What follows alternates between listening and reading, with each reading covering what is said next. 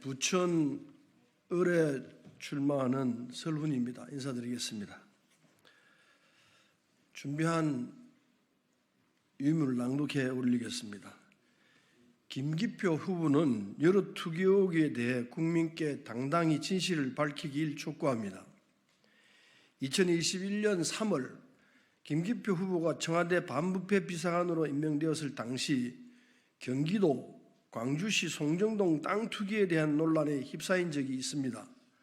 당시 김기표 후보는 해당 토지는 도로가 개설되더라도 그 어떠한 개발 행위도 불가능한 지역이라며 자금 사정이 좋지 않던 지인이 매수를 요청해 부득이하게 취득했다고 주장했습니다. 그리고 이러한 변명과 함께 검찰이 무혐의 종결로 사건을 마무리 지었다며 자신의 결백을 주장했습니다. 지금까지도 이는 과도한 정치 공격이었으며 자신은 아무런 문제도 죄도 짓지 않았다고 말하고 있습니다. 김기표 후보에게 묻습니다. 진정 땅 투기에 대해 아무런 죄가 없다고 스스로 국민께 결백하다고 생각하십니까? 아직도 이는 문정부를 향한 그 당시 야당의 억지 정치 공세였으며 억울하다고 생각하십니까? 그렇다면 이제 그 사건의 진실을 하나씩 파헤쳐 보겠습니다. 2017년경 김기표 후보가 변호사인 시절 상당히 의심스러운 부동산 거래가 이루어집니다. 김기표 후보는 2017년 4월 13일 김겸미 일가가 소유한 경기도 광주시 일대의 땅 3,000여 평 중 892평을 약 8,300만 원에 매입하게 됩니다. 하지만 그 땅은 이미 불법 훼손이 되어 있던 임야로 광주시 도시계획조례 23조 5항에 위반된 사고 토지였습니다. 2015년 이전 항측 사진을 보면은 해당 임야는 아무런 훼손 없이 자연스러운 상태였습니다. 하지만 2015년 사진에는 갑자기 임목이 훼손됐고 김기표 후보가 구입한 이후에는 건물까지 들어서 있습니다. 해당 임야는 건축 허가가 날 수 없는 사고 토지입니다.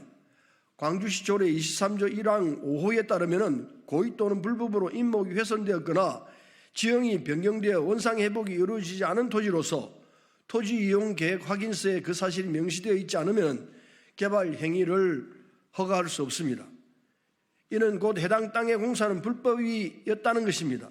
김기표 후보에게 묻습니다. 해당 토지에 공사가 진행되는 것이 불법이라는 것을 이미 알고 있었습니까?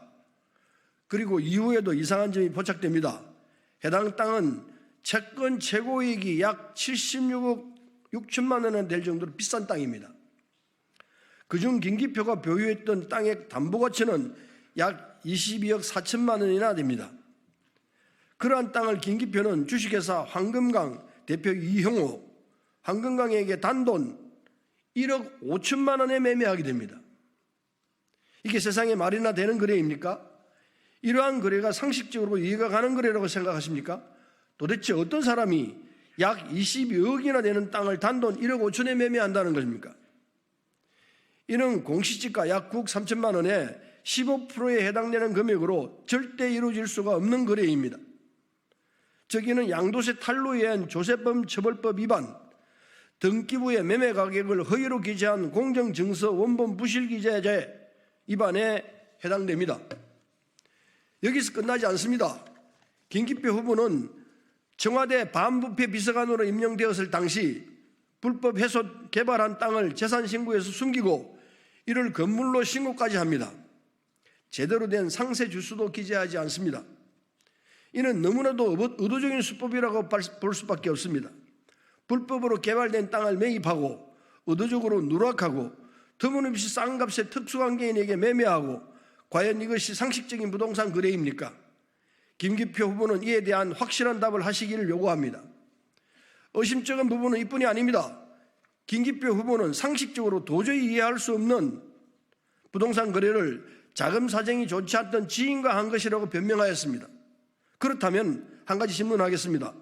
김기표 후보의 땅을 싼 값에 매매한 주식회사 황금강의 대표 이형호는 땅의 본 소유자였던 김경희 대표와 무슨 관계입니까? 특수관계인 아닙니까? 이러한 의혹은 다음 사건과도 이어집니다. 2017년 12월 8일 김기표 후보의 배우자인 국선영 씨는 순천시 조곡동 511-11대 땅을 건조당 15억 원에 설정하고 은행 대출 80억을 받기 위해 2020년 6월 12일 말소한 사실이 포착되었습니다. 해당 땅의 소유자는 주식회사 TST로 회사의 대표 김기표 후보 부동산 논란의 당사자인 김경희 대표입니다. 그리고 김경희 대표와 앞서 김기표 후보의 땅을 구매한 주식회사 한건강 대표 이형호는 서로 주소가 같습니다. 무엇을 의미하겠습니까? 즉 김기표 후보와 배우자 국성영, 이형호 대표와 김경희 대표는 서로 특수관계인이라고 밖에 설명이 되지 않습니다. 따라서 이번 사건은 자신들끼리 짬짬이 거래를 해가며 국민을 기만하고 자신들의 재산을 불린 전형적인 투기 사건인 것입니다. 그리고 여기서 갑자기 등장한 건조당 15억 원의 자금 출처 역시 어디에도 보이지 않으며 말소 후 자금 사용처도 찾을 수 없습니다. 이는 재산 등록 누락 혐의로 김기표 후보는 이러한 의문점에 대해서도 국민께서 납득할 수 있도록 상세히 해명하기를 요구합니다. 그렇다면 검찰에서는 왜 이러한 사건을 무혐의로 종결시켰을까요? 이는 수사의 번지수가 달라서였습니다. 당시 검찰의 발표에 따르면 해당 사건은 짬짬이 축소 거래에 대한 수사가 아닌 명의신탁에 대한 수사였음이 드러납니다. 명의신탁의 경우 수사 전 신탁자와 수탁자 간의 사전 합의가 될 시 무혐의가 나올 가능성이 큰 혐의입니다. 즉 신탁자인 이형호 대표와 수탁자인 김기표 후보와의 관계가 특수관계임을 고려한다면 무혐의가 나올 수밖에 없는 고발건인 것입니다. 죄송합니다.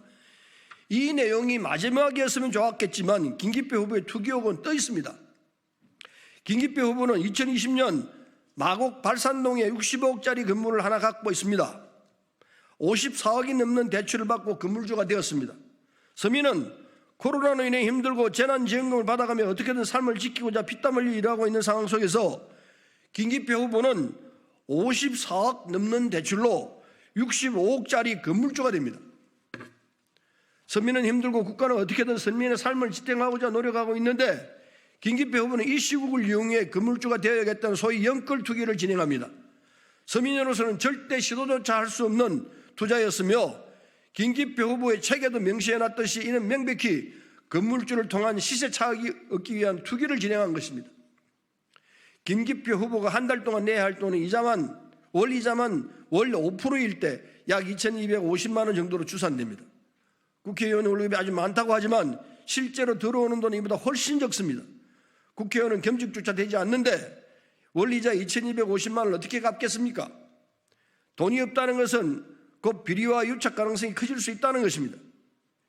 이미 김기표 후보는 비리의 원흉이었던 이명박 대통령 형 이상득, 노무현 대통령을 공격한 비리검사 홍만표 등을 변호한 이력도 있습니다. 그들의 비리를 변호한 김기표 후보가 과연 비리를 말끔히 떨쳐내고 깨끗한 정치인이 될 수 있겠습니까? 최소한 깨끗한 정치인이 되고자 하면 이상득의 비리 변호를 사과하고 민주당의 후보로서 노무현 대통령을 언급하고 싶으면 홍만표의 변호를 사과해야 합니다. 하지만 지금껏 김기표 후보가 이들을 언급한 적이 있습니까? 노무현 대통령의 죽음에 육두문자까지 써가며 큰 분노를 느꼈으면서 그를 공격한 홍만표를 변호합니다. 비리의 원형 이상득을 변호하며 자기도 온갖 부동산 투기를 자행합니다.